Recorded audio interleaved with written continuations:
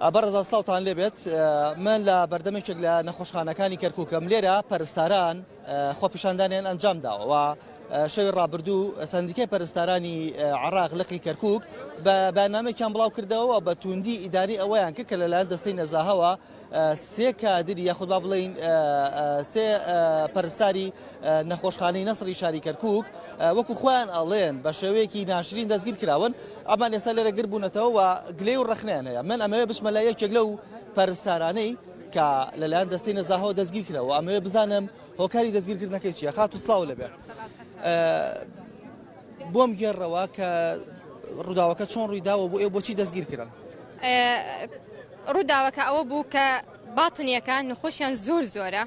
لۆدی زۆر لە سەریانە من مەسئول ڕەتەی جراحی ئەطفالم بە کتابی ڕسمی لە مدیرەوە نەخۆشەکان تەحویلە بوونە لای ئێمە کە وەکو نەخۆشەکان تەحویل بوونە لای ئێمە ئەوە کە ئیشی ئێمە نییە لەسەر ئەوەی کە ئیشەکە ئەکەین بۆ ئەوەی کە نەخۆش پەکی نەکەوێت لە هەموو شتێکەوە ئیشەکانمان کردووە من ڕۆشتومە لە وەرەقەی ئیعاشەکە کە ئەوە ئیش من نییە کردیانتە سەر ئێمە بەس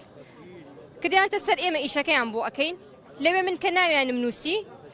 سێ ناویان چوار ناو جەماعەت مەسئول باتنێکیش ئەوش بە سەهوەن لی تێکچوو بوو ئەوش دووبارە لای خۆی ناوەکانی نووسیبەوە کە جەماعەت نزەها هاتن وتیان ئەو شتە غەڵەتەوەتان باشە بەسەر چاو دوای ئەوە شتەکە دووبارە نەبوویەوە ئەو شتە ئیشەکان بە جوانی چوون بەڕێوە لە باتی ئەو هەمومان دووبوونەوە کە ئێمەمان دووی ئەبین لێرە بە خزمەتکردنی نەخۆش بە هەموو شێوەیەک هەموو ئیشە قورسەکان کەوتۆتە سەر ئەرکیشانی تەمریز هەموو پەرستار هەموو ئیشەکان پەرستارێکن یعنی کام ئیش قورسە هەمووی خۆی لێ ئەدا با تەمریز بیکە تەمریز ئەیکا و هیچ کاتێکیش لاری نەبوو لەو شتە کە ئیشەکانیانی کردووە بەڵام کە دوێنێ هاتن بە قووەتەوە بەوێ ئەوەی پێش ئەوە استدعاءمان بکرێ هاتن ئەمر قەوزیان پێ بۆ ئێمەیان برد بۆ نزاها بۆ محکەمە دەستخۆشی لە جەماعەت نقاباکەم کە بەڕاستی پشتگیریمان بوون دوێنێ دەستخۆشی لە کاک ئومێد دەکەم دەستخۆشی لە برادرانەکەم هەمووی وەکو پێم بڵێ هۆکاری دەستگیرکردنەکە چی بۆ من ئەو هەڵی کە کرا بوو چی بوو هەڵەکە لە چی هەڵەکە ئەوە بوو کە پێتم وت ناو نەخۆش لای من نووسرا بوو چوار سێ نەخۆشەیان چوار نەخۆشە ئەوەنە کە بیستم بابەتەکە لەسەر خواردن بوو ئەمە ڕاست ئاخری عاشە خۆی ئەوەیە کە خواردنەکانە ناو نەخۆشەکان کە لێمان ناخەون لای ئێمە ناویان ئەنووسین بۆ ئەوی بڕاتە خوارەوە خواردنیان پێ بدەن کە خواردنەکەیان پێدەن لەسەر ئەو ناوانە ئەو کێشەی کە دروست بوو چەند ژەمە خواردنی زیاتر نووسرا بووکەوە دەستی نەزاکردی بە کێشە هەن سێ کەس یان چوار کەس یعنی هەن یەک ڕۆژ سێ کەس یان چوار کەس ئەوە نەبوو دەست و چاو خۆش بێ ئێوە کوسەندیکە قسەتان چییە باشە قسەتان چییە و ئەگەر دەستەی نەزاها با بڵێن بڕیاری دادگای پێ بووە ئیتر چ کێشەیەکەی ئێمە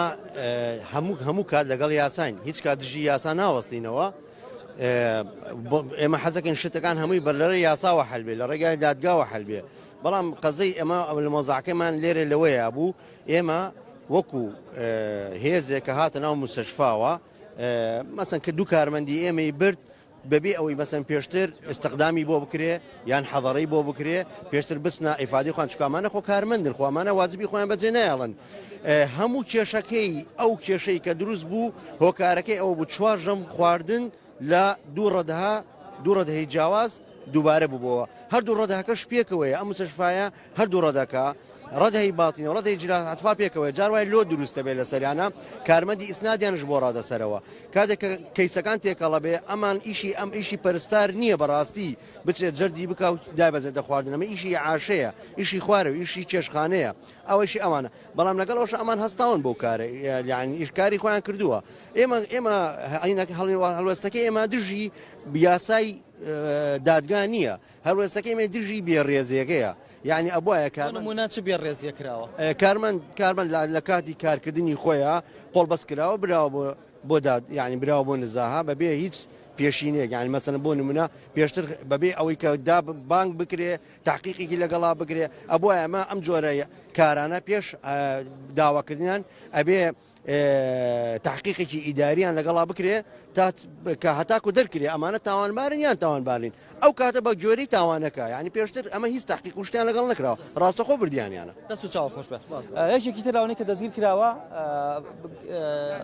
کاک ضیا شلونك كاك محمد العفو تعرف كردي لو نحكي بالعربي بالعربي ان شاء الله اوكي كاك محمد احكي لي تفاصيل البارحه شنو صار وكم حصة زائد كاتبين على هي 3 حصص اللي زادت 3 يعني صار سهوا بالتسجيل هنا من كثر اللود يعني والخدمه الانسانيه اللي دنقت. الحصة موجودة هناك نشوفها. الحصه موجوده هنا يم احد الكوادر 6 نور بس الحصه مالت الاكل وينها بلا زحمه عليك صوروها بس الحصه مالت الاكل صوروها هسه قبل بعض القنوات. فاللي صار هو سهوا 3 حصص يعني هنا من كثر اللود بالباطنيه ودوا 3 مرضى ودوها بالجراحه الاطفال. فهنا مسؤولة جراحة الأطفال سجلت الأسماء حتى من تكون اللي عاشه تنصرف من جماعة جراحة الأطفال. وأبو الباطنية هم مسجلهم فما يعرف لأن هو الأسماء من حصة يكون من أبو الباطنية الحصة تكون يم أبو الباطنية. فهنا صار التسجيل. احنا عفنا من هاي هي 3 حصص مو مشكلة بس احنا خلينا نجي على الطامة الأكبر اللي هو الفساد من الشعب بكل البلد مو بس يعني 3 حصص يعني تسحب منتسبين 2 من داخل مؤسسة حكومية صح أمر قضائي وعلى العين والراس وجهة أمنية أوكي ماكو أي مشكلة وشغلة رسمية حلوة بس من تجي على 3 حصص والحصة ما تسوى لها ثق بالله 1000 دينار ما تسوى برا والأكل اللي ينطونه من داخل المستشفى ثق بالله العظيم إحنا ما ناكله. بعض المرات ماكو يعني ننطيه للعمال أو شيء نعمة رب العالمين ما مكروهة بس إحنا ندز من برا من الخارج يعني مو أكل المستشفى مالتنا. ويا ريت فد يوم انت من الايام تجي فد يوم زياره من عندك انت وتجي وتصور المطبخ مالتنا وتصور الاعاشه. احنا مو هنا الاعاشه مو على مود الاعاشه ولا على غيرها ولا على غيرها. اكو هسه بعض الاطباء والطبيبات يجبرون المريض هذا الفساد الاكبر يجبرون المريض على ان تسوي العمليه مالتك جناح خاص. واكثر المنطقه والشعب العراقي غالبا ما يعني كله شعب تعبان شعب ضعيف الحال يعني الحاله الماديه ضعيفه والعمليه بس مرخصك استاذ والعمليه تكلف من 500 لحد المليون. هاي بالجناح الخاص انا داخل المستشفى انا دا احكي لك عدا بعض لجنه المشتريات وغيرها الحاجه ب1000 تصير ب 10000 زين اخي هيجي هذا وبعد هو شغلات. يا ريت من يجي ابو النزاهه ويريد نزاهه هو صحيح ماكو بس هو ابو النزاهه خلي يجيب واحد نزيه انزه منه خلي يصير عليه حتى يراقبه بصوره صحيحه. كاك احمد او خواردنەی با بڵێن ئەو ژەمە خواردنەی کە ئەدرێ بە نەخۆش بۆ نمونە بای چەنە نرخەکەی چەنە چەنەکەوێت لەسەر نەخۆش ئەوە جەماعەت نەخۆشخانە ئەزانێ مەقاولەکە کە کوردێتی ئێمە ئەو جۆرە چشتە نازانین ئەتوانین بڵێن نرخەکەی ئەوە زۆرەکە بۆ نمونە تا ببێ بە کێشە لە زیادکردنی سێبەش. ئێمە لەبەرەوەی کە دین بۆ دەوام ناخواردنەکەی خۆمان وەرەگرین و ناخواردنەکەی ئێمەش هەمووی سر و ساردە نەگەرمێن لە شتێکە حتا بۆ ڕەمەزان اعتیباری کادری تەمڕدی ناخواردنی باشمان نادەنێ. ئێمە مەوزوع ناخواردن نییە ئێمە ئەلحەمدولیلا ڕاتبمان هەیە ئەتوانین لە دەرەوە بنێرین هەموو خەفارەتێ تەکلیفەکەین لە خۆمان 25,000 30,000 ناخواردن ئەنێرین بۆ خۆمان. ئێمە مەوزوعەکەی ئێمە ناخواردنەکەنی ئێمە مەوزوعەکەی ئێمە تعداکەیە کاوەی تعدامان لێ ئەکەن بۆم باسکە بە چ شێوەیەک وەکو خۆت باسەکەی بە شێوەیەکی وەکو بەڵێن بە شێوەیەکی ناشرین هاتووتەنە نەخۆشخانە کادرەکانی ئەویان دەستگیر کردووە باسی کاکە من دۆنی ئەلێرانە نەبووم دۆنێک کەوتیانە ئەو کادریان دەرکردو ئەلێرانە بە مەیتەرەوە و نەخۆشە 20 ساڵ مناڵی نەبووە مەیتەریان هێناوە باشە کە نەخۆشخانەی حەینەسر کە ئەیلێ مەیتەر بێنێت ناو مستەشفا لێ بدا ئەی بۆ نایەلێ کە ئێوە کە بچین بۆ ناو داخل مبنای مستەشفا لەگەڵ ئێمە قسە بکەین ئەوە ئیسە ئێمە لەسەر جعدە قسە ئەکەین. مەوزوعی ئێمە زۆرە مەوزوعی ئێمە ناو عملیات ئیهانەمان ئەکەن مەوزوعی ئێمە دکتۆر دی هاوارەکە لەسەرمان ئێمە ئەمانەوەیەکی قسە بکە ئێمە ئەمانەیەکی دەنگمان بگەێنێ بۆ ئەکبەر سوڵتە. ئێمە دکتۆرە جاکلین هەیە کە ئەوەی ڕئیس قسمی نیسائیە ئینسانێکە بەس حەزەکە نەخۆشەکانی هەمووی خاص بێ هەیە نەخۆش نیەتی داوای 400-500 هزار ئەکا خوا قبول ناکە و ئێمە داواکاریمانەیە لە ئێوە کە ڕئیس قسمی نیسائیمان بۆ بگۆڕن. دەستە خۆش بۆ بابەتێکی ترە ئەوە بۆ کاتێکی تری شەڵا قسەی لەسەرەکرێت ئەوەی کە خۆتان گوێتان لێ بوو گلەی و ناڕەزایی پەرستاران دوو بابەتە. بابەت یەکەمیان ئەوەیە کە بۆ نمونە